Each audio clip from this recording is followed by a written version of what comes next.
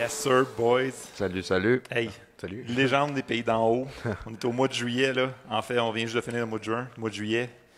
C'est l'été. C'est l'été, et puis normalement, c'est le temps du camp. Puis malheureusement, encore une fois, cette année, il n'y en a pas. Mais là, ça m'a rendu plus nostalgique cette année que les autres années, évidemment. Et donc, pas le choix de vous caler, boys. Maxime Brochu, Dave Fournier. Comment Yep. ça va, les boys? Ça va bien? Max? Très bien. Ça va très bien. Super. Max, dans le fond, t'es la personne qui, dans le fond, qui a, je dirais, inventé le mot ACAM, qui a eu les idées du départ. Oui. Ben oui, c'était à Piémont. C'était en 2006. Puis oui, ça a parti avec un petit camp de skateboard. Ça a tourné en camp de snowboard. On a eu l'audace, on a eu l'idée d'essayer le camp d'été de snowboard et de ski. Puis on a gagné notre pari, on l'a eu, ça a marché. C'est des belles années, c'est des belles. C'est un beau temps. Puis écoute, c'est toute une aventure, un beau gambling. Mais c'était. Fait que plus tard, dans le fond, Dave, toi, t'es là parce que tu as repris le camp après ça, des années un peu plus tard. Ouais. Mais le but, pour l'instant, c'est de savoir, Max, évidemment, comme tu as dit, tu as parti à un camp de skate d'été, right? Qui a été transformé après ça en un camp d'hiver. Ouais. C'était un camp de skate Spring d'été, break? camp de jour. Écoute, ça a commencé avec camp de jour de skate, Ouais. 7 ans et plus, OK. dans le skatepark de Saint-Sauveur. Fait que c'était vraiment 40 heures semaine, 8 semaines. Style camp de jour. Après, ben là, c'est sûr qu'étant snowboarder passionné de longue date, mais là, avec l'hiver, la montagne, j'ai décidé d'organiser un camp de snow et de ski avec mon chum Phil Poirier. Et puis, c'est né, fait que là, c'est venu camp de skate l'été, camp de snow d'hiver l'hiver. On a gardé ça 3 ans, 4 ans. 2 ans, dans le fond, ouais, 2 ans. Puis on a décidé, on a eu l'idée d'essayer de faire un camp de snow d'été, de ski puis de snow. La question que j'ai ici, là, qui est la plus importante à poser, c'est qui a eu l'idée, c'est qui a eu comme la fucking crazy idea de say, man, on va garder de la neige jusqu'à l'été pour faire un camp. Sérieusement, je ne sais pas si tu attendais à cette réponse-là, mais c'est pas mal Fred. C'est une soirée. Frédéric Lamarche. Une des soirées arrosées tu sais, on a eu 2, 3, mettons, dans ces années-là surtout. Mais l'idée est venue, puis j'ai décidé de le concrétiser, de le mettre sur papier, d'aller m'asseoir avec M. Dufour et d'essayer d'organiser ça, puis de passer pour un fou.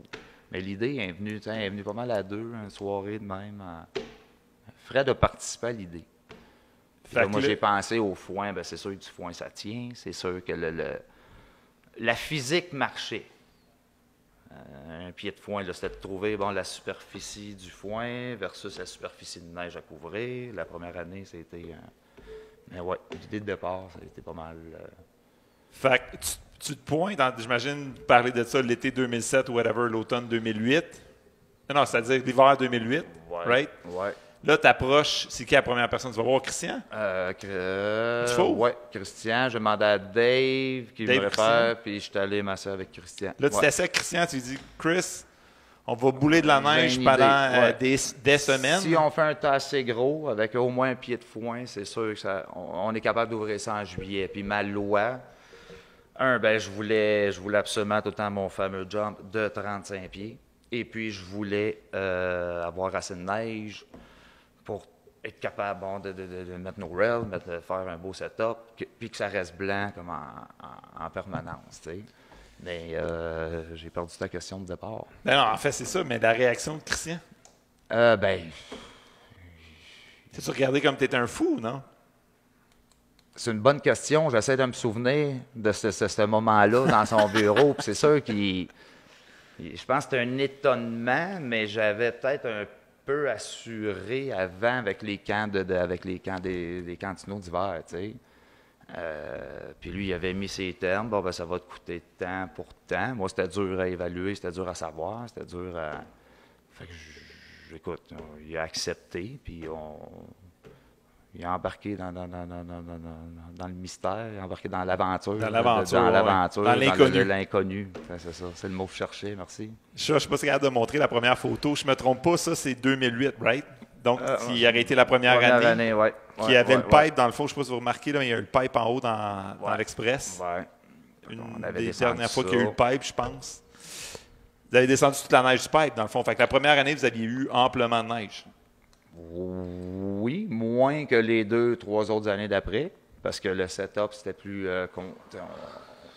on a eu moins de neige. C'est l'année qu'on a eu moins de neige, la première. Mais ça a été bon. Écoute, ça a donné une source de stress. Moi, je le voyais fond. On a couvert en avril. Mais là, avril, mai, juin, on ouvrait ça en juillet. Moi, je passais à côté tous les jours en char, puis là, je le voyais rapetisser. Puis j'avais référence toute la neige blanche qui restait autour. Fait que, à la fond, là, elle a disparu, puis là, le tas, c'est quand on l'a ouvert, écoute, j'ai quand même été surpris. Je l'ai, celle-là, Alain, je sais pas si tu peux la montrer. Là. C'est ça. c'est ça.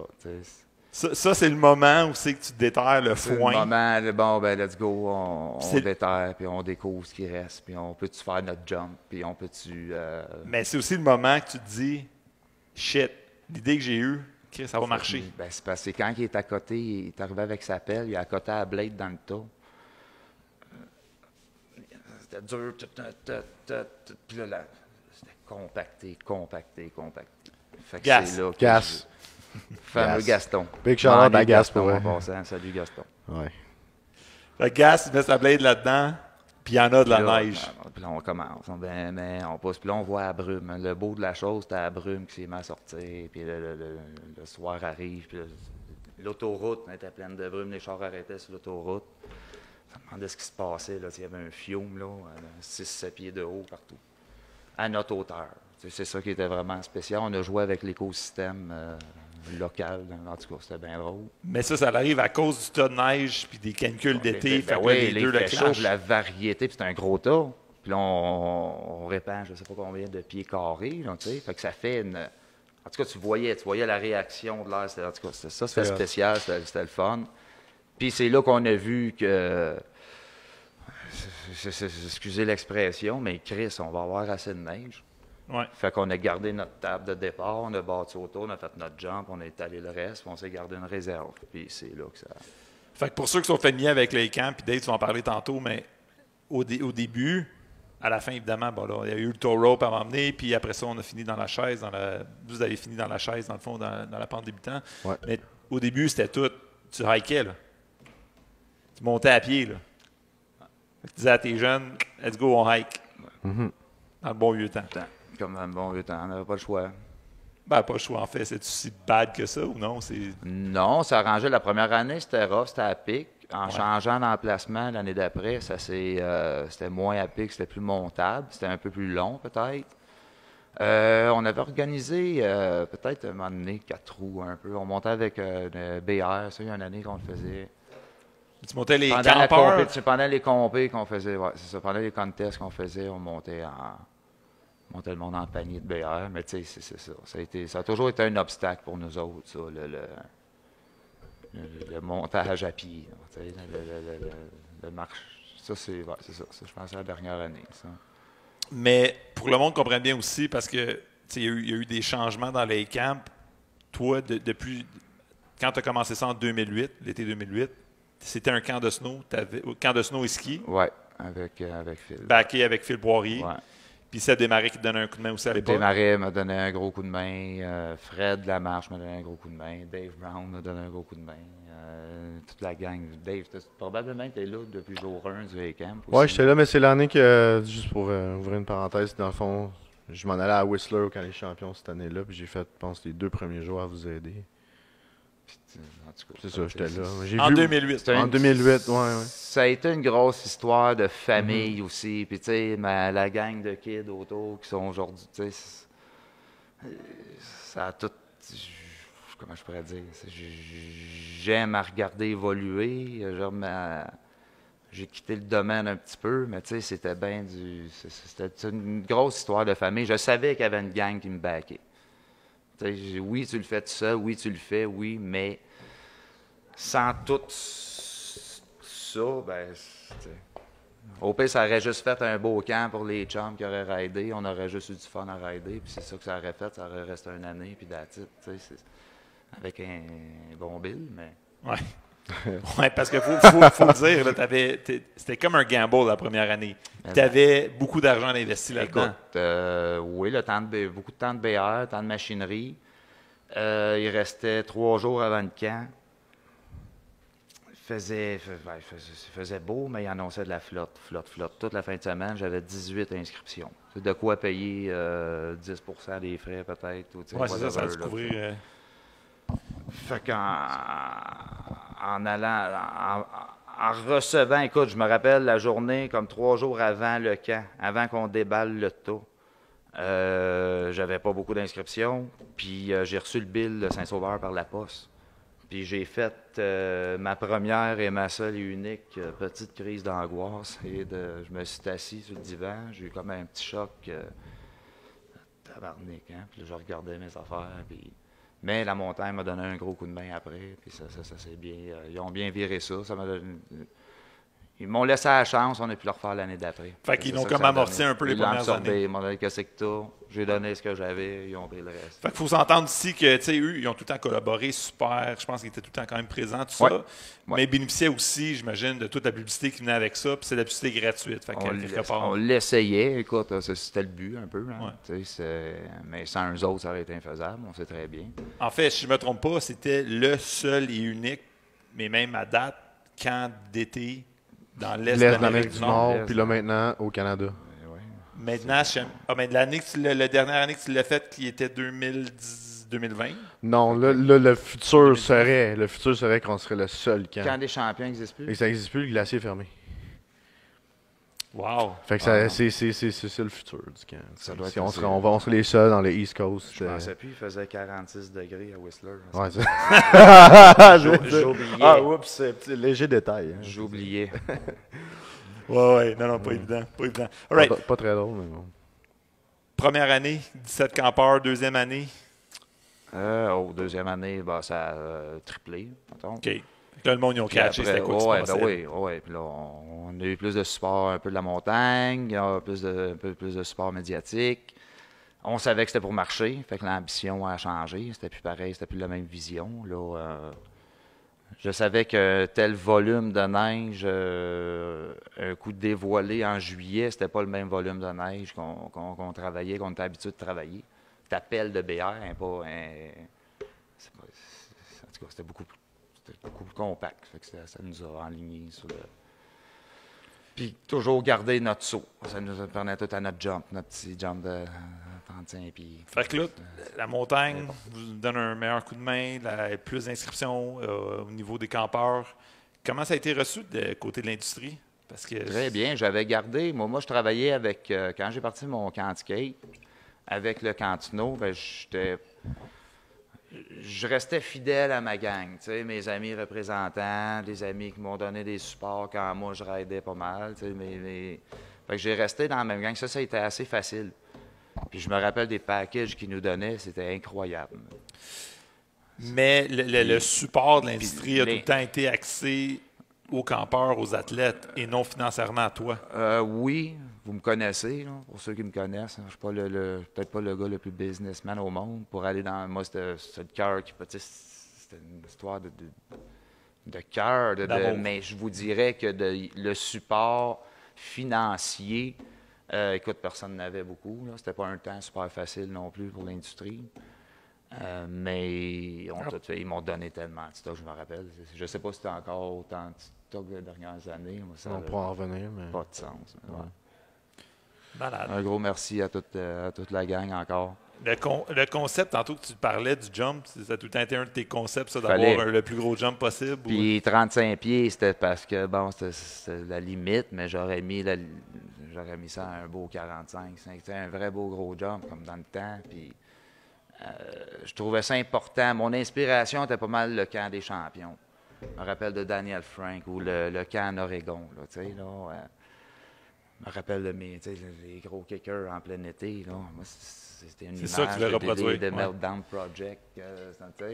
Mais l'industrie a changé, pareil, depuis ce temps-là, où c'est que c'était, comme Maxime, vraiment plus, je dirais, pas juste sur les jumps, là, mais qu'il y avait un mélange des deux, mais qui était vraiment axé beaucoup de jump à plus street, je dirais, une transition vraiment street. Là. Écoute, c'est juste plus facile à organiser. Les setups sont plus faciles à faire quand c'est à ce niveau-là. Puis, tu sais, c'est plus... sauf que c'est quand même... le jump qui soit là tout le temps, que ce soit tout le temps l'idée de base, elle va tout le temps attirer le reste. Là. Tes rails, ils vont tout le temps avoir leur place. Moi, je pense que ce noyau-là, il est important. C'est ça. Je comprends le point de vue à Max. C'est une ligne directrice, dans le fond, dans n'importe quel projet, tu as besoin d'avoir une ligne directrice, puis je pense, c'est la plus grosse ligne directrice. On essayait de viser assez haut. C'est ça. On voulait je me rappelle, je voulais des grosses shots.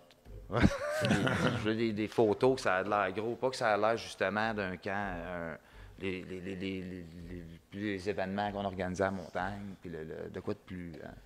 Tu voulais, pour à l'époque, publier une photo dans un magazine. Je voulais. Écoute, c'était l'été, les images étaient écœurantes. C'est vrai. Le contraste était très beau. Là. Puis c'est ça. Ouais, je voulais que ça soit gros. Je voulais que ça soit haut. Tu l'as mentionné tantôt quand on n'était pas en train d'enregistrer, mais dans le fond, vous aviez fait, en une année, vous aviez fait 2 tas? Deux différents tas? Une année, 2 années? Oui. Là, on a toujours essayé de le faire parce que le premier tas en haut, c'était notre setup, notre start, notre allée. Puis après, le plus gros tas en bas pour le restant. On gardait tout le temps notre noyau dur pour notre table. Puis notre jump rapetissait Notre jump rapetissait de jour en jour un peu parce que notre plateau devenait un peu notre réserve pour notre section d'en bas. On se gardait une réserve en haut. C'était c'est ça. Malade.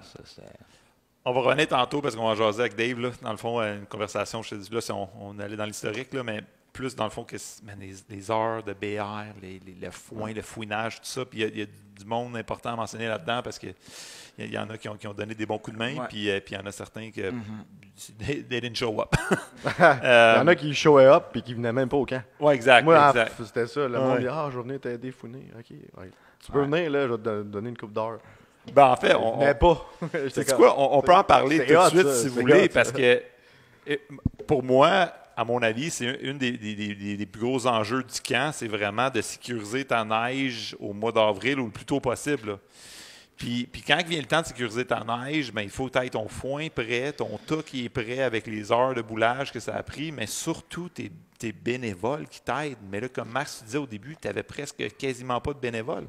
Moi, c'était Écoute, j'étais un travaillant, j'ai toujours travaillé fort, puis je ne voyais pas la tâche si difficile versus le défi puis le risque que c'était pour donner.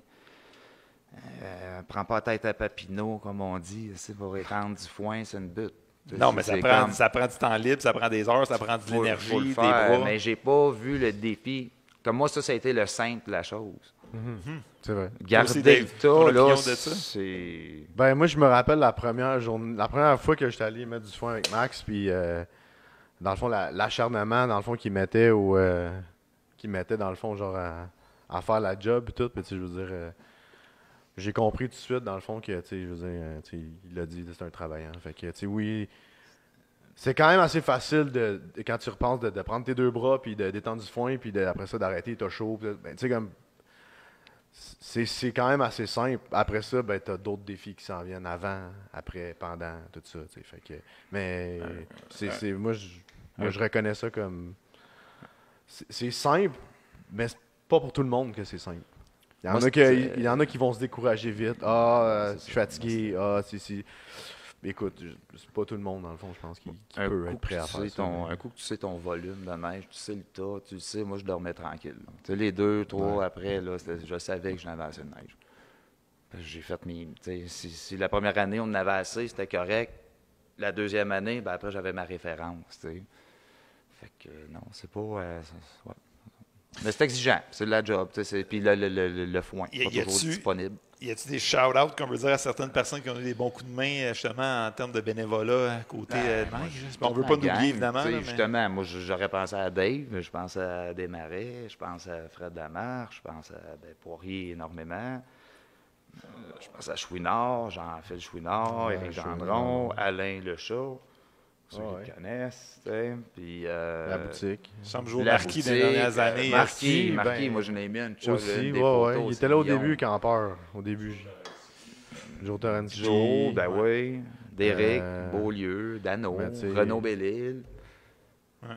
Ah oui, j'en oublie plein. Hein. On en oublie plein, c'est ça. Colette, on veut pas en oublier. Colette Marotte, ma mère, Coco. Ouais. Coco. Puis, mon père. Au moment où est-ce que Max, dans le fond, était comme plus dans photo, puis où est-ce que.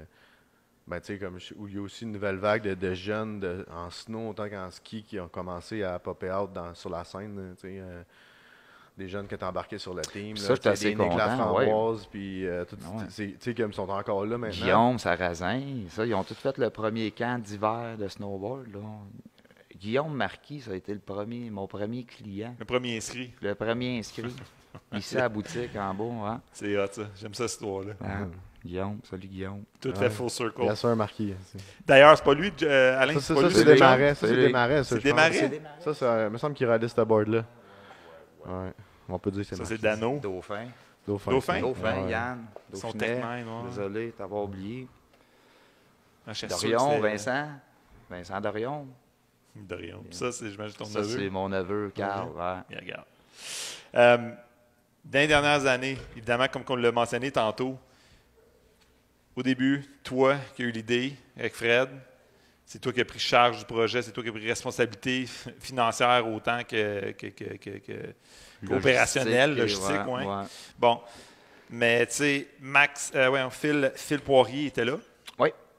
Pour le volet, je dirais, pour t'appuyer évidemment, mais surtout pour amener le volet ski parce que tu étais plus en Il était là dans notre cantino quand on a parti le cantino d'hiver et de ski.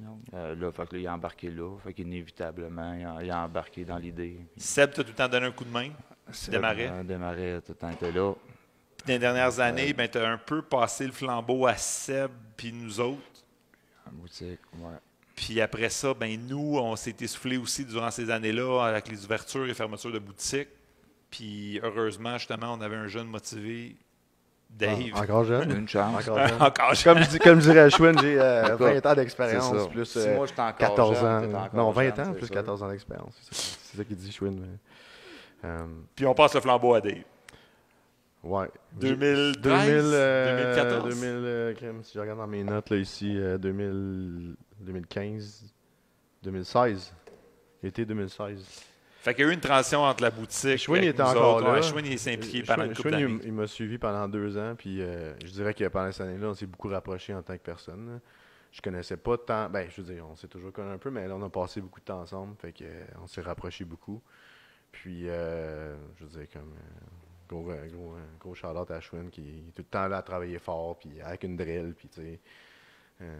Ça n'a jamais été ma spécialité de travailler dans le bois, là, tu sais, dans un sens. J'ai tout le temps été plus dans le métal, puis tu sais, moi, j'ai essayé d'amener un nouvel élément du camp, qui était l'exclusivité des modules, dans le fond, de ne pas utiliser les modules de la montagne, parce que les jeunes, ils sont habitués de rider des modules, exemple, qui viennent de la montagne, fait que là, changement de couleur, un nouveau branding c'est ça, exact, un nouveau branding de carrément juste de l'image du camp total pour amener un nouveau, juste un renouveau dans le fond aux yeux des jeunes qui sont tout le temps sur leur téléphone, cellulaire puis qui checkent les réseaux sociaux. T'as pas le choix de faire ça, t'sais. Fait qu'il faut que tu t'embarques dans ce mouvement-là. Fait que là, c'est moi dans ma tête, j'ai parti l'Instagram.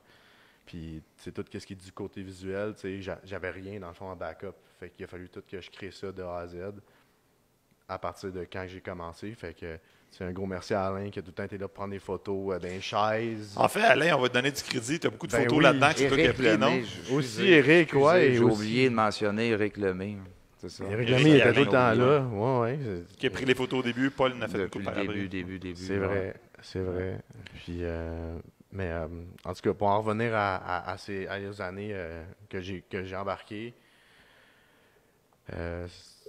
il y a eu le Rope-Toe aussi, on peut aborder ce sujet-là. On avance vite là-dedans, mais fait que toi, dans le fond, ton concept de base, c'était de réinventer, je te dirais, un peu l'image, puis surtout travailler plus l'angle réseaux sociaux pour créer un genre d'happening, un gros happening. Ben, tu sais que c'est un tout en tant que tel. Là, Max il a abordé le sujet des pro-riders, des personnes qui sont influents dans l'industrie. Puis ça bouge beaucoup. Là, une année, t'es in, une autre année, t'es plus le kid qui est hot. Là, fait que dans le fond, c'est d'essayer de suivre ce courant-là, puis savoir c'est qui est dedans vraiment dans le core snowboarding. Puis moi, ben, dans ces années-là, ben, je filme encore, mais je recommençais à filmer en street, puis là, j'ai rencontré du monde, tout ça, puis là, je savais c'est qui était dans le corps, fait que je les ai tous invités au camp. Le Schwinn, il n'en revenait pas de la liste de monde que j'ai invité. Il était là, tu peux pas, eux autres, il faut qu'ils payent. J'étais là, non, il faut vraiment absolument qu'eux soient là. Comme, ben là, j'en nomme, mettons, genre des Seb Picard, du monde qui vient de Québec, comme ces gars-là étaient là, puis ils sont encore dans l'industrie présentement, internationalement, là, Fait que pour moi, c'était important d'amener ces personnes-là gratuits. On leur fait découvrir la région de Saint-Sauveur. J'avais fait dormir les gars de Québec, genre en haut du Chanteclair, une année. Tu ne diras pas trop fort. En tout cas, peu importe, gars, ils peuvent bien y aller. Fait que, tu sais, regarde. They can send the police. C'est ça, ils ont campé là pendant toute la semaine. Là, fait que, c'était hâte de voir du monde d'ailleurs, de venir ici, de Québec. Puis après ça a continué à grower. Du monde d'Ontario, du monde du Vermont. J'ai connecté avec du monde.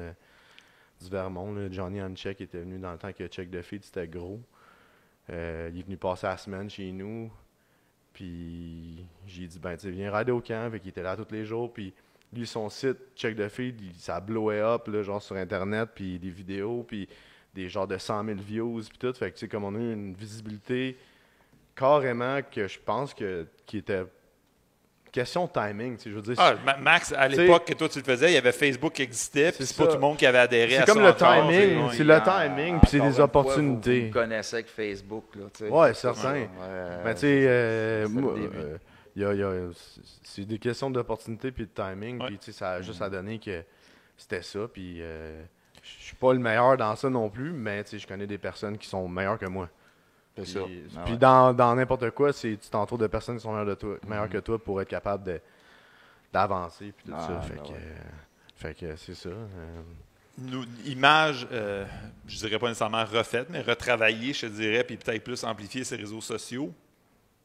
Le game changer, à mon avis, après avoir créé la neige, puis de l'avoir conservé, puis avoir prouvé que c'est un concept qui était feasible, qui était faisable. Rope-Toe. Qui a eu l'idée? Comment c'est venu? Ben ça a été en 2015, la première année du Rope-Toe, puis ça a été l'idée probablement de la marche, ou toi, ou Schwinn. Probablement Schwinn, parce que... C'est peut-être Schwinn. Après moi, c'est Schwinn, parce que Schwinn, il parlait souvent avec Max. On en parlait. Ou eux autres qui en ont parlé. Aussi, mais qui ont fait le move, c'est cette année-là. C'est ça. C'est cette année-là. Puis là, on parle, après ça, si on parle de Max Hainaut, lui, ça fait combien de temps qu'il roulait son Rope-Toe chez Maximize? Quand même une couple d'années avant ça. Oui, une couple d'années avant ça. Parce que lui, son concept, dans sa tête, je pense que ça a toujours été d'avoir sa propre remontée mécanique sans chaise. Fait que pour lui, c'est les plans d'ingénierie et tout ça. Lui, il a passé à travers ça. Fait que son Rope-Toe était là, puis c'était ça le but, dans le fond, de faire monter. Je pense que Max, il a eu la vision de l'accessibilité avant nous. Moi, j'aurais aimé ça faire rouler le chairlift, mais on n'a jamais été capable. Puis j'aurais fait une descente parce qu'il y avait les quantités de neige étaient là, puis d'organiser une descente là, à mi-parcours. Tu montes un échafaud ou de quoi de même, puis tu descends. C'est le support qui manquait, mais ça serait fait physiquement très, très bien. La première année, c'est le tow rope à Max. Ouais. Boum, tu le loues, tu l'empruntes, je m'en souviens plus trop. Ça, c'était la boutique qui s'en occupait. C'était Schwinn, c'était vous. L'année d'après, quand tu l'as pris en charge, là, tu as créé ton propre tow rope. Il s'est passé de quoi dans... En réalité, c'est mon père. Mon père, c'est quand même un patenteux. Fait que, dans un sens, puis je veux dire qu'il connaît une couple de pas mal. Il se débrouille pas mal. Fait que, un gros shout-out à mon père de m'avoir aidé. Puis... Ghislain. Ouais, Ghislain, c'est ça. Ghislain. Puis, dans le fond, ça vient de lui parce que il m'a toujours dit, faut que tu fasses tes affaires toi-même quand même. Fait que, tu sais, du moment où est-ce qu'on était capable, puis j'avais pris la décision d'aller de l'avant avec le camp, puis OK, je prends toutes les responsabilités parce que c'est de la lourde charge pareil, puis je sais exactement ce que Max a vécu par rapport à les incertitudes de paiement, puis tout ça. Tu sais, je veux dire, tu t'en mets beaucoup sur ses épaules, mais de se débarrasser justement du fardeau du road tour que tu as à payer, à louer à quelqu'un, ben, je veux dire, tu l'investis, puis tu le fabriques un peu toi-même, puis tu trouves les façons de le faire, ben boum. Puis on était chanceux parce que les sommets nous ont commandité certaines pièces, puis on est allé de l'avant là-dedans, puis ça a été tout un guess aussi, parce qu'on savait pas comment nécessairement où est-ce que ça allait aller, tu sais, c'est la vitesse, puis tout ça. C'était de l'essai-erreur. C'était vraiment de l'essai-erreur, puis quand on l'a emmené sur le terrain, d'installer les poulies exactement comme Max après, tu sais, puis un gros shout-out à Max aussi, qui tu sais, quand j'avais des questions, je l'appelais, puis il me répondait, il a même tissé ma corde, puis il nous a même prêté une corde de backup, fait que tu sais, je veux dire, comme, moi je trouve que j'ai beaucoup de respect, tu sais, envers Max, puis envers le support que dans le fond, justement, que je pense que le monde a donné depuis le début, là, même dans les années quand Max était là, il parlait de représentants et tout ça. Même chose. Fait que le road tour, quand on a pu le faire rouler, puis ça a fonctionné, c'était pas parfait, mais les jeunes étaient capables de monter. Il y avait une certaine vitesse, que ça allait vite, là, mais regarde, écoute, il fallait que tu te tiennes, puis il y en a qui se sont plantés, puis il y en a qui n'ont pas arrêté de se planter, puis ça se frottait à terre, puis tout ça. Fait que, qu'est-ce que tu veux, regarde. Puis après ça, mais le monde a aimé ça, puis ça a duré 2 ans, 2 étés. Tu as fait 2 ans étés, ton 2 étés, ouais. Okay. 2 étés, jusqu'à temps qu'un automne, dans le fond, j'ai comme, je planifiais de temps d'avance pour les dates, tout ça. Moi, les dates, c'est déjà, je savais 1 an d'avance. Même, je pourrais te dire l'année prochaine, pratiquement. Si ça a lieu, on va le dire tout à l'heure. fait que c'est ça, mais dans le fond, j'ai eu un meeting avec Marie-Hélène. Puis là, dans le fond, on disait que il n'était pas légal, le tow rope. Là, fait que, en fait, il l'était, c'est juste qu'il n'était pas stampé par l'ARB. C'est ça, il n'était pas dans aucun registre de livre, justement, comme étampé. Fait que ça a été comme un frein pour eux. Parce que dans le fond, il faut des assurances, tout ça. Fait que là, on rentre dans le côté technique et ça. Fait que là, ça m'a donné mal à la tête. Là. Dans un sens un peu, j'étais OK. Puis, ouais, l'idée de la chaise, ben, ça vient de toi, Scott. C'est toi qui m'as dit, crème, pourquoi qu'on fait pas ça là? Ou tu devrais faire ça là. Puis, ça n'a pas été long que je me suis reviré de bord. Je me suis assis avec le père à Kaylen. J'ai dit, parce que lui, il s'en allait me dire, l'événement n'aura pas lieu à cause que tu n'as pas le droit de road tour. Qu'est-ce que tu vas faire? Puis moi, je voulais que les gens puissent monter d'une certaine façon. T'sais. Puis là, le père, à cause de ton idée, j'ai fait OK, mais on fait ça là. Puis il a fait OK, c'est possible.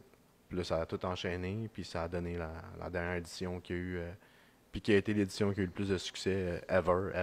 Genre, ça n'a pas de sens. Ouais, c'est trop des photos de ça. Je veux dire, comme... Fait que là, juste pour mettre les auditeurs plus informés, ça a été transféré dans le fond, à la chaise de la Babalou. Ouais, c'est ça. Qui n'est pas la piste de la Babalou, qui est la piste qui est à côté. Je ne me rappelle pas c'est quoi le nom de la piste, mais c'est l'utilisation de la chaise. Ça a un rythme très, très, très lent, puis ça permet aux personnes de se reposer. Tu peux embarquer 2 dedans. Il n'y a pas beaucoup de chaises. Puis, tu sais, là, on peut rentrer dans le côté technique, mettons, de la neige, puis du camp, puis tout ça, tu sais, parce que dans la piste où est-ce qu'il y avait le snowpark, tu sais, c'était super à pic. Puis, je me rappelle la première année où est-ce que Schwinn était là, puis là, il me regardait, puis il me disait qu'est-ce qu'on fait de quoi de différent cette année, tu sais. Fait que là, tu sais, Schwinn, Schwinn puis Gaston, parce que là, on était comme les trois, OK, on va essayer de faire de quoi de différent cette année, on va faire des plateaux. Parce que, tu sais, moi, j'ai toujours voulu amener une certaine structure au camp, puis une structure, comment est-ce que les jeunes y descendent, puis les lignes, puis tout ça. Puis moi, pour ce qui est important, c'est d'avoir une ligne débutante, intermédiaire, puis expert. Puis de cette façon-là, avec les plateaux, c'est super facile à gérer. Tu sais, tu laisses un BR entre chaque module, puis là, il passe. Fait que là, tu as une structure. Puis tu sais, pour moi, c'était super important. Puis quand il boulait le matin, ben, on dépinait tous les modules, puis on replaçait des nouveaux modules. Puis après ça, ben, lui descendait plateau par plateau, puis après, il sortait. Puis ça sauvait du temps. Fait que quand je me rappelle, je suis une 6 straps en haut la première fois, puis qu'il y a eu les plateaux, il capotait. Il était comme, pourquoi qu'on n'a pas fait ça avant, tu sais? Les plateaux, c'est super simple, là. Mais parce que c'était à pic. Tu sais, quand une piste est à pic, faut que tu fasses des plateaux pour amortir tes pentes, tout ça. Fait que il était comme, on aurait dû faire ça avant. Puis moi, j'étais comme, OK, ben on l'a fait. On continue avec ça. Puis ça a fait ça pendant 2 ans, jusqu'à temps qu'on se retrouve dans cette piste-là. Puis on s'est rendu compte avec le temps que, dans le fond, le best, c'est d'avoir une pente vraiment pas à pic. Ouais. Pour, t'as pas besoin nécessairement de plateau. T'en as des petites pentes un peu. Puis tu sauves du temps, tu sauves la neige. C'est plus facile à travailler. Puis c'est certain que l'idée d'avoir un saut, tout ça, c'est de quoi qui est important, puis qui m'a toujours comme. Puis ça peut peut-être revenir dans le futur, tout ça. Si la montagne peut nous aider. Ça dépend de l'industrie où. Aussi. C'est important de jumper. Ben, ça l'est encore. Dans l'année que tu l'as fait, là, il y avait un corner, puis je pense qu'il y a une photo de Marquis qu'on va peut-être voir plus tard. Là, que, tu pognais quand même du bon air. Il y a tout le temps moyen de moyenner d'être dans les airs. C'est clair. Non, j'ai toujours comme voulu mettre un. On m'a parlé de la Babalou au début, Christian. Puis si tu veux ma version, aucune histoire que j'aille là. C'était vraiment. Non, ben, tu sais, tout le monde. C'est ça. C'est un essai. Parfait, mais tu veux que ça roule. C'est un gros guess, là, aussi. Continue. Ça a été un des plus gros guess que il a vu que je me revire sur un 10 cents puis faire OK, je mets une butte là. Puis, tu sais, l'avantage qu'il y avait dans le snowpark, que Max aussi connaît très bien, c'est que c'était déjà basé sur un ton de neige. Qui était là depuis longtemps, qui était compact. Puis, quand c'est compact comme ça, ben, tu t'assures d'avoir un fond froid, puis la neige, elle fond bien moins rapidement. À cette place-là, il n'y a aucune neige. Là. Il y a zéro neige. Il y a pas. Ouais, ça, c'est la dernière année qu'on a fait le camp dans le snowpark. Puis c'est la dernière journée. Puis cette journée-là, le matin, j'ai dit à Gaston, creuse le plus loin que tu peux. Descends. Il n'a jamais été capable de pogner le fond.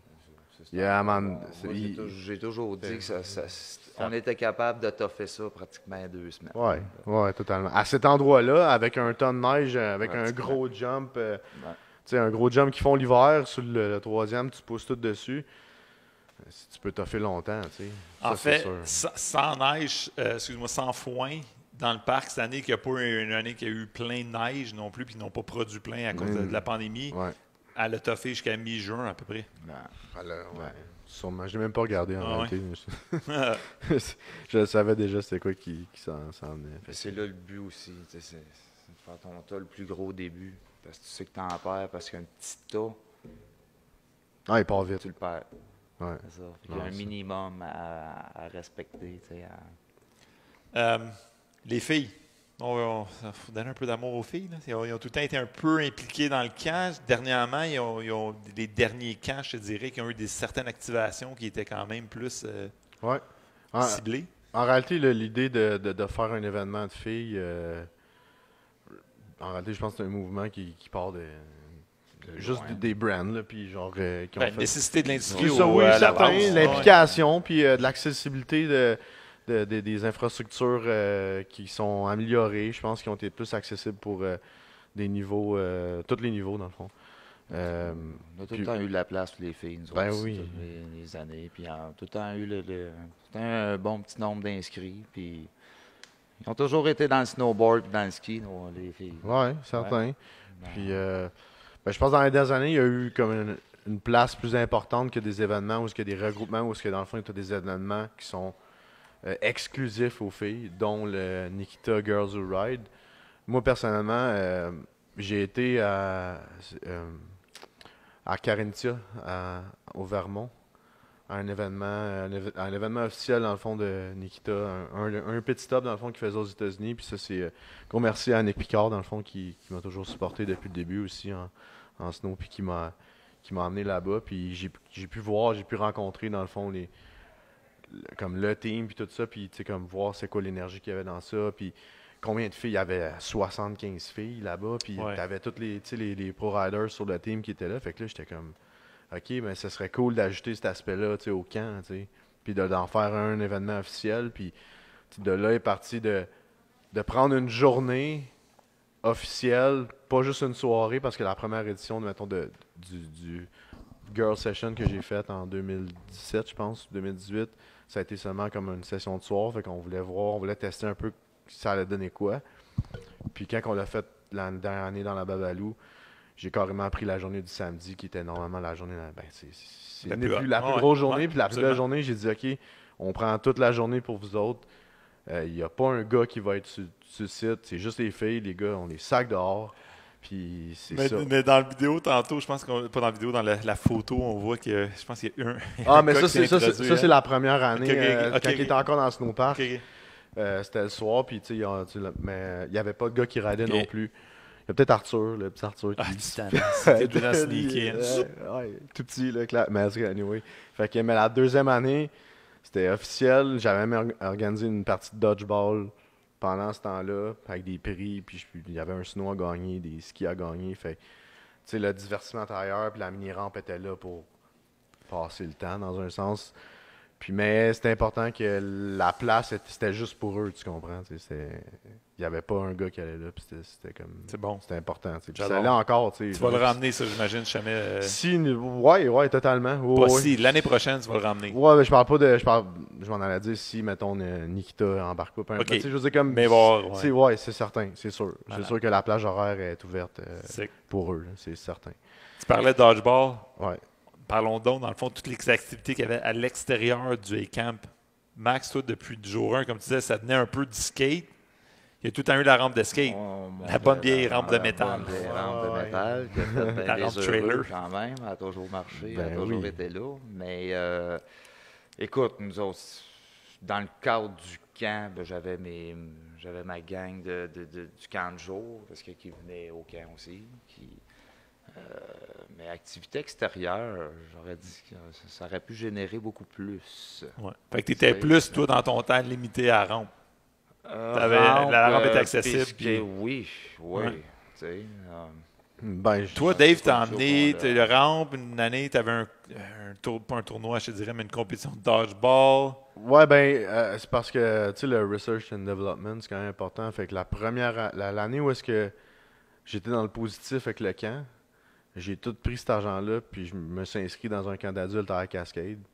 J'ai flyé au Mont-Hood, puis j'ai vécu le rêve là-bas pendant une semaine. J'ai fait, OK, je vais voir c'est quoi qui se passe pour vrai là-bas. La vraie affaire, la semaine complète avec le full kit, là, genre, tu te lèves le matin, tu as un déjeuner, tu as le dîner, tu arrives le soir, il s'occupe de toi, puis tu sais, comme, tu fais rien, là, c'est des vraies vacances. Là. La seule affaire que j'ai eu à me préoccuper pendant cette semaine-là, c'était de faire sécher mes bottes. Mais pour vrai, j'ai comme zoné out, puis c'était parfait. Fait que quand je suis revenu, j'avais la tête plein d'idées. J'étais là, OK, ça se fait. L'emplacement, en plus, était bien mieux. T'sais, comme en bas du snowpark, c'était tout le temps plein de boîtes avec le bike. Juste à côté de la Babalou, c'est du beau gazon. Un beau flat. Puis le Dave Dufour, il a mis... Merci à Dave, parce que lui, il était comme, OK, il m'a passé à la tondeuse. Il l'a passé 2 fois. C'était clean. Il n'y avait pas de boîte, rien. Fait que je pense que c'est une question d'emplacement que je pense que... D'évolution, de progression. Ouais, ça l'a donné que ça l'a donné ça, puis ça a donné de quoi de juste incroyable, tu sais. Ouais, puis mais pour moi, c'est important que j'aille au moins une fois au Mont-Hood dans ma vie, puis je l'ai fait, puis je retournerai. Je le conseille à tout le monde. C'est important pour toi. Je sais qu'il y a une année qu'on avait, justement, je sais pas si c'était la journée de la... Je sais pas pourquoi, il y avait une journée qu'on avait...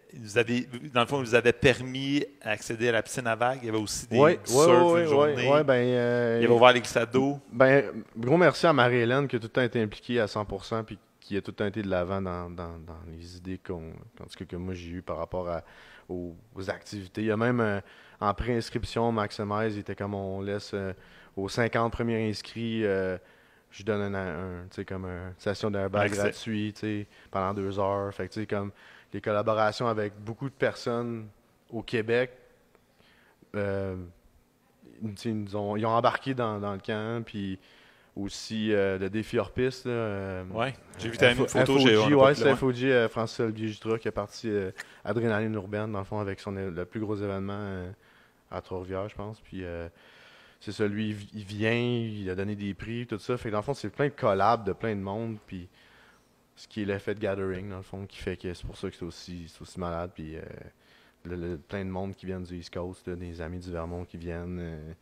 Fait que, tu sais, je veux dire, ça apporte, c'est ça que ça apporte, tu sais. Puis les pro-riders du coin, puis on essaie de ne pas oublier personne, dans le fond. C'est ça qui est le plus... tu sais, comment je pourrais dire, le plus difficile des fois. Tu sais, moi, j'ai la tête partout là, pendant 3 semaines et demie, 1 mois, là, avec les inscriptions en ligne, puis après ça, la préparation.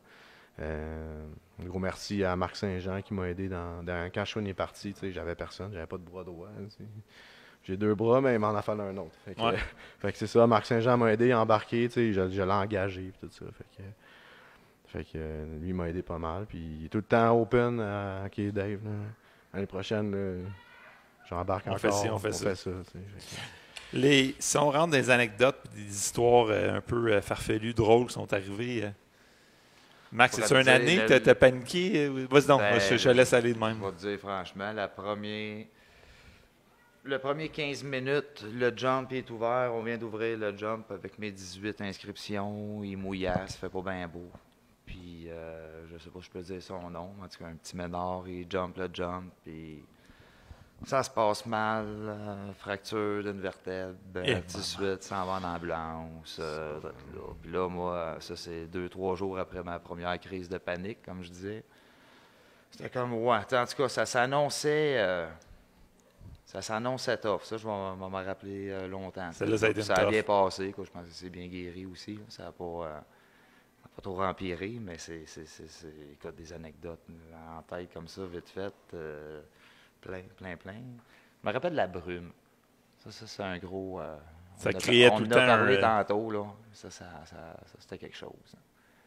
L'ambiance. On se rencontrait avec Phil. On était une bonne gang, des vieux chums. Ça réunissait du beau et bon monde. Du beau temps de qualité. Ça, c'est des beaux souvenirs. Là. Grande famille. Toi, Dave? Grande famille. Puis ça 100%. nous animait des belles 100% soirées d'accord aussi. avec ça. C'est sûr que tu devais t'occuper pas mal pendant la semaine. Fait que toi avec, tu vois pas la perception des jeunes, mais c'est quand tu vois qu'ils lapent dans le parc et qu'ils ont du mal d'en face, c'est là que tu fais comme OK, ben. Une autre anecdote, je pourrais dire GD. C'est drôle, j'y ai parlé aujourd'hui, puis mes sympathies, JD, son père est décédé. Mais c'est ça. Il y a plein de... Puis ça m'a fait rencontrer des bons chums que je vois encore aujourd'hui. Ça, c'est le fun. D'ailleurs, JD venait de où? Il venait pas du Chicoutimi. Chicoutimi, c'est ça? Ouais. Chicout, il faisait la route. Il n'a pas manqué un. Puis, un petit peu au début, mais en tout cas, mais ouais, ça c'est... Puis c'est un chum, là, on se parle encore. Un guerrier. Ouais, vrai. Big shout-out à JD pour vrai. Là, puis... mais mes sympathies, JD, mon père. Anecdotes. Il est encore là. Il était là dans l'édition avec ses 2 enfants. Il a fait grandir sa famille au camp. Ouais. Carrément. Il y a peut-être un enfant a été consommé. Peut-être dans le concept du camp. T'as-tu eu des moments de panique, toi, Dave, des fois à m'emmener? Le premier pas des moments de panique, là, mais... Ben, le rope tow, ça a été une grosse charge. Enlever de mes épaules quand on l'a enlevé, pour vrai.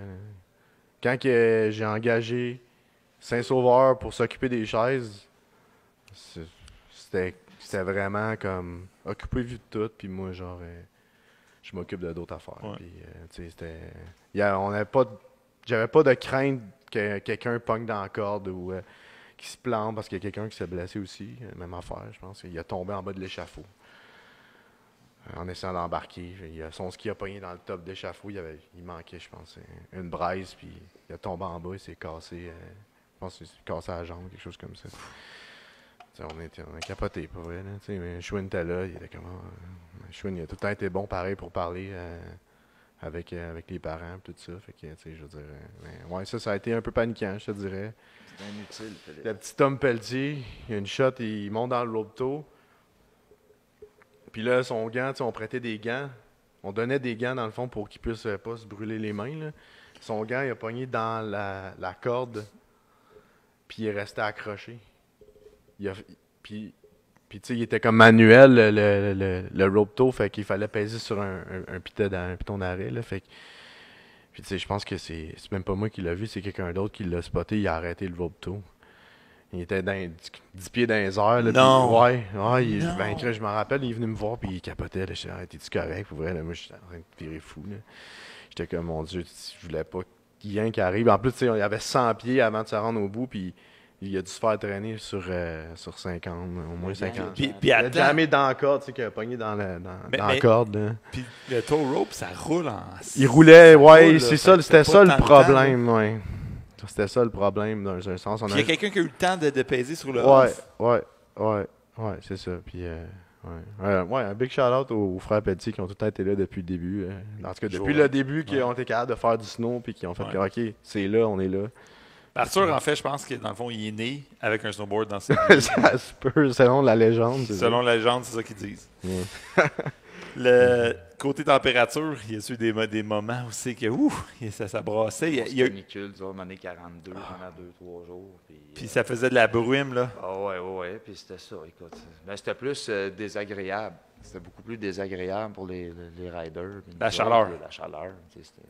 Ben, t'as l'effet de brume, comme tu dis, le matin, c'est magique. Il y a de quoi de magique là-dedans, non? C'était tropical, là. Schwinn a déjà mentionné que vous avez créé non, en fait, vous avez évité une mini-ouragan ou même qu'il en aurait créé une, ou c'est que dans le fond... Non, ouais, une grosse...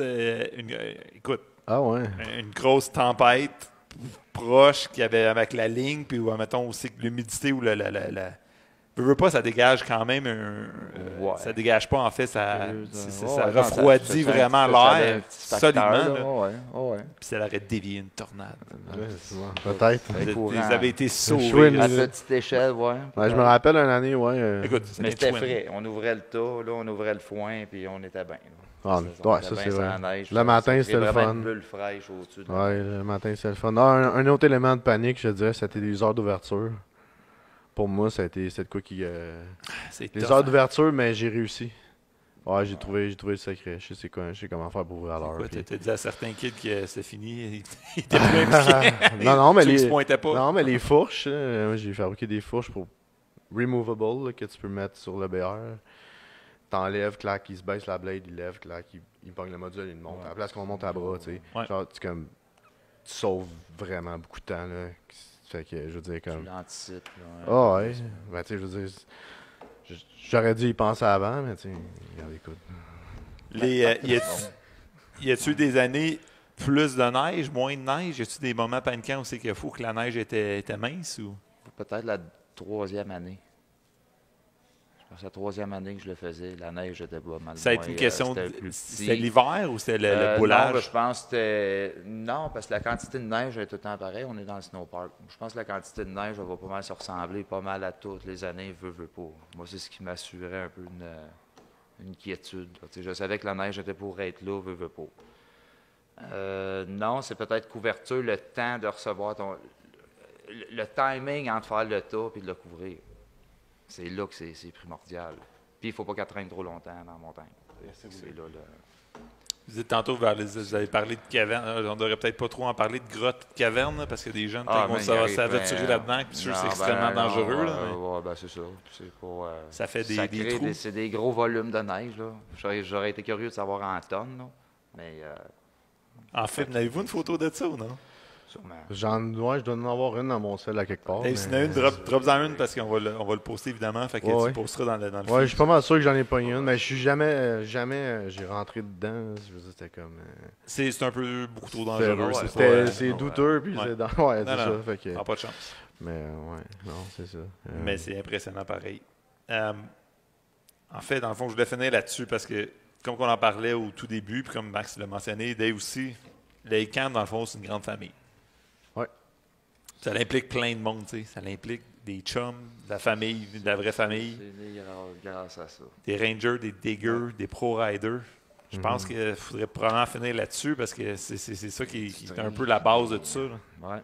Écoute, moi, c'est à cause de ça que j'ai pu partir ça. Même en skate, on avait un très bon support. On avait notre industrie. Écoute, tu le sais, Scott, ça fait un bout qu'on jouait dedans. Enfin, moi, je pense que ça a été le volet, le fun et facile. En tout cas, pour ma part, ça a été assez facile d'aller chercher ce support-là. Mais écoute, oui, une affaire de famille, des beaux souvenirs en tout cas. Des très, très beaux souvenirs. Ça reste je reste nostalgique à ça. Ouais. La photo, je ne sais pas, Alain, s'il l'a montré ou non, là, mais l'une de ces photos-là, je pense, résume bien je dirais tous les âges du camp qu'il y a, tu sais. Ouais. Puis après ça, bien évidemment, tu as une couple de. Vous avez invité des pros. Le but du départ de tout ça, c'était d'inviter du monde important qui était là. Moi, c'était ça. Puis on en connaissait. Tu sais, déjà, faire notre petit tour autour de notre petit monde, ben on avait déjà des bons. On avait déjà, tu sais, je parle de Renaud, Yann, Phil Poirier, de Vincent Dorion. On était déjà entouré d'une bonne. Anto, ouais. Anto, il a toujours été là depuis qu'il a pu être là. Oui, Nick Barbe. On était bien entourés. Puis moi, c'est ça. On visait. Mon inspiration première, c'était pas mal le fameux camp des champions. Camp of Champions. Pour l'avoir vécu, oui, totalement. C'est pas mal Mais pour avoir vécu l'expérience, exemple, du Mont-Hood, puis eux autres là-bas aussi, on a des rope tours, puis le taux d'efficacité du camp, ici, avec les chaises, au nombre de laps que quelqu'un peut faire dans les heures d'ouverture possibles, est bien plus élevé. Là-bas, quand tu montes le matin, tu commences à aller, il est 10 heures. Tu finis 2h30, tu sais, puis ça vient de te coûter la totale. Est-ce que c'est une chaise qui roule là-bas ou c'est un tapis? Il y a une chaise qui roule là-bas, mais c'est pour faire le lap du glacier. Okay. Fait que c'est long, c'est le fun. C'est vraiment le fun, c'est long. Par contre, si tu veux juste, tu as payé pour être dans le camp, si tu veux juste rider le camp, mais tu as des petits rope tours qui roulent vraiment pas vite, qui roulent moins rapidement que la chaise du Babalou. Okay. Ben, c'est juste une question de sécurité. Là. Puis eux, c'est pas avec des cordes, là, c'est vraiment avec comme des anneaux avec un fil de fer. Là. Fait que ça fait la job. Puis ils sont habitués avec ça depuis des années. Mais taux efficacité, nombre de laps, tout ça, on est avantagé nombre d'heures côté le ratio. Là. Si tu veux faire des rails ici, puis tu veux juste rider puis te faire du fun, t'en as bien plus pour ton argent ici que. Je suis capable de dire ça. Pour l'avoir vécu. On va se donner de l'amour à du monde qui était là depuis jour 1, qui ont tout le temps été là. Puis, ben, vous autres, la boutique, Chouine, Max, merci de m'avoir montré l'acharnement à mettre du foin. Parce que. C'est le côté facile. Ouais, mais faut le vivre avant de savoir que c'est facile. Fait que. Non, c'est ça. Sinon. Ça pique les bras. Ouais. Scott, il sait, il en faire. J'en ai vu, mais pas assez souvent. Pas assez souvent, ça a été les dernières années aussi que j'ai eu de la broue dans le toupette, on va dire, avec les enfants. Une couple d'enfants. Ouais. L'année prochaine, ça revient, Dave? Le futur, ben, les dates. C'est dans ma tête. Ben, moi, j'ai toujours collé les dates comme quand ça suit la Saint-Jean. Pas à Saint-Jean, mais après, tu sais, comme, fait que ça chevauche fin juin à début juillet. Puis là, on fait 6 jours, puis on ouvre de soir aussi. Je suppose, Max, c'était ça, de soir aussi? Tu avais des sessions de soir, toi? Là, jusqu'à 9? Non, je pense pas, moi. On l'a tout assez...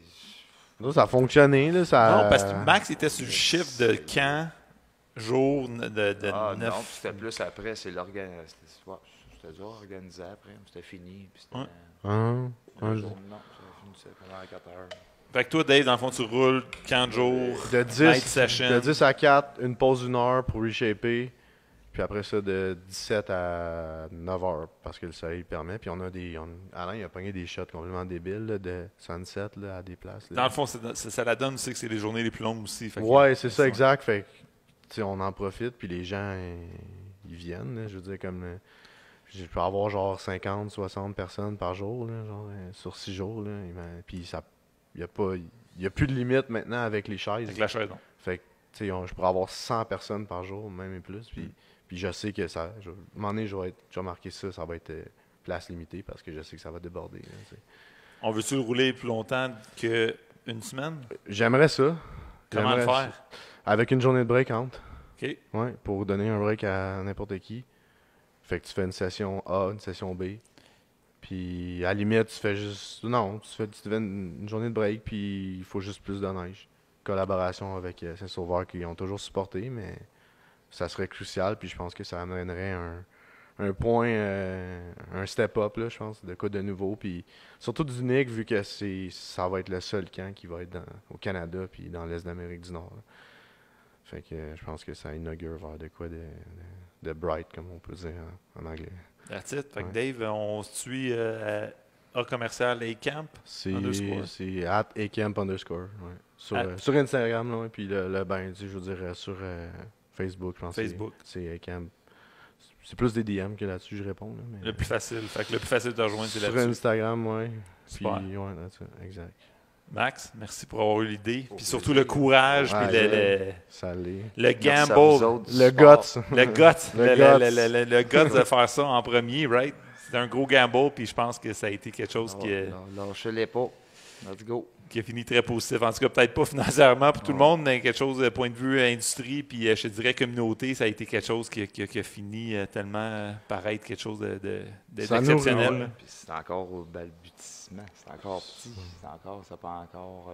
ça peut prendre l'expansion. Il y a de la place pour beaucoup. Là. Ben ouais. Ça nourrit l'industrie, c'est vrai. C'est totalement. Là. Puis, surtout qu'il n'y a plus de check-down. L'année prochaine, on va voir. J'ai écouté, je vous ai écouté, puis je sais que les gars sont aussi craqués. On pourrait faire de quoi avec eux, collaboration avec Shakedown. Avec mon ancien boss, Pat Bernier. Pat. Ah oui.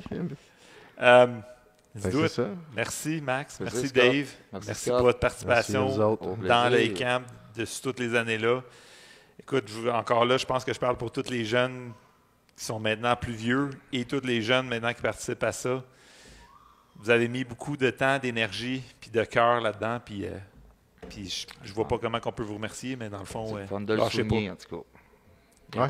Merci. On se reparle l'année prochaine, live en A-Camp, ça? Ouais, direct, ouais. Avec Max, c'est mieux d'être là. Tu vas venir faire ton tour, tu es tout le temps le bienvenu. All right. Force un peu moins. J'ai encore un snowboard. On va t'en trouver un. Yeah, boys. We're out. Cheers.